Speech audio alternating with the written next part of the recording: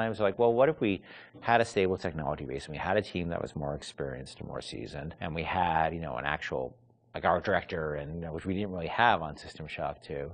What could we do? And so I think there was a lot of enthusiasm in the team to really try to do a more mature version of that kind of game.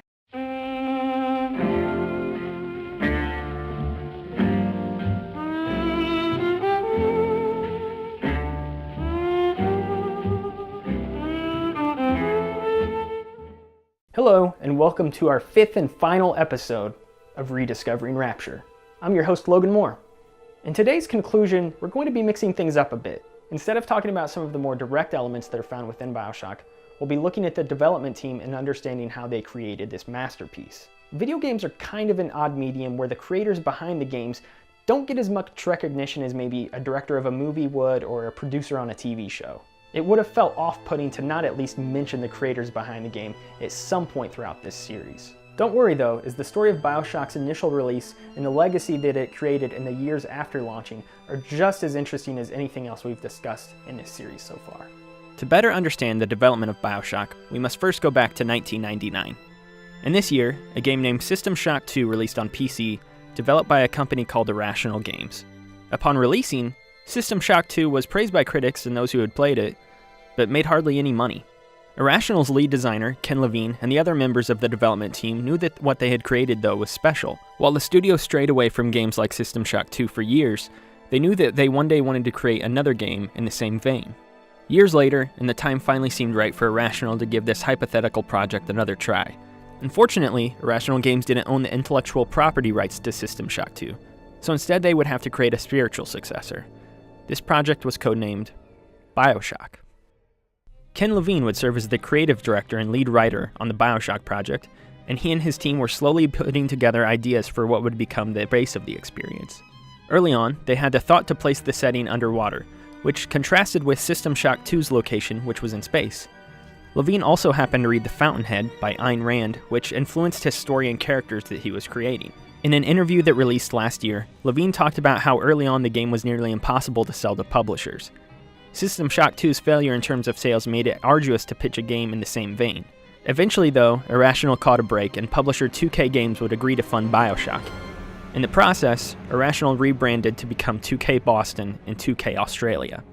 After a tiring development process that often had many people on staff frustrated with one another, Bioshock eventually released on Xbox 360 and PC in August of 2007. It was met with extraordinary praise from a variety of critics and received numerous Game of the Year awards. The success of Bioshock, both critically and monetarily, ensured that the game would eventually receive a sequel. While the original Bioshock team didn't primarily work on this direct sequel, they did begin working on something else in the Bioshock universe that would have massive ramifications on the rest of the franchise. 2K immediately greenlit a sequel to Bioshock, which found players back in Rapture, but this time filling the role of a Big Daddy. 2K Studio in Marin, however, would serve as primary developer this time, while the team at 2K Boston would begin gearing up for something else. In February of 2010, Bioshock 2 was released, but that wouldn't be the only news that the series would receive that year. Later in 2010, the third game in the franchise would be announced with the title of Bioshock Infinite. It would also be developed by Levine and the team at Irrational Games, who now had their original studio name back. However, in Infinite, we would find ourselves in a city called Columbia that sits atop the clouds. No longer would we find ourselves trapped under the weight of the ocean. Once again, Infinite's development cycle was rough and the game saw many delays. It wouldn't finally release until 2013. When it did finally come out though, Bioshock Infinite changed the way that players view the entirety of the series. Despite its story being somewhat self-contained, it retroactively affected some story elements from the original Bioshock. We even find ourselves back in Rapture at one point later on in the game. After both the release of Bioshock 2 and Bioshock Infinite, all three games in the franchise to date have combined to sell over 25 million copies worldwide. As of today, no current Bioshock games are in development that we know of, but it seems likely that another entry will arrive at some point. As for Ken Levine and some former members of the original Bioshock team, they're still hard at work at their studio, which is now called Ghost Story Games. After releasing Infinite, the team at Irrational decided to scale back its size and create story-based games rather than focusing on larger projects such as Bioshock. As of the end of 2017, we still don't know what Ghost Story Games' new project is exactly, but it seems like a good bet that we'll learn more in 2018. The original Bioshock is still considered one of the most important games of the last 10 to 15 years, if not of all time. For all of the reasons we've discussed in this series, Bioshock changed the way that developers thought about story-based video games, while also realizing that they could borrow a little bit here and there from other genres and place them together.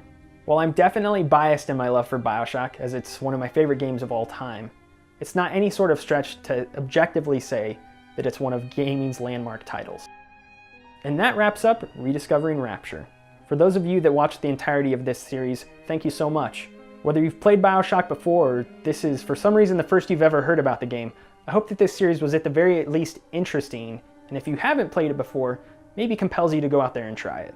Again, thank you so much for watching. I've been your host, Logan Moore, and until next time, see you around.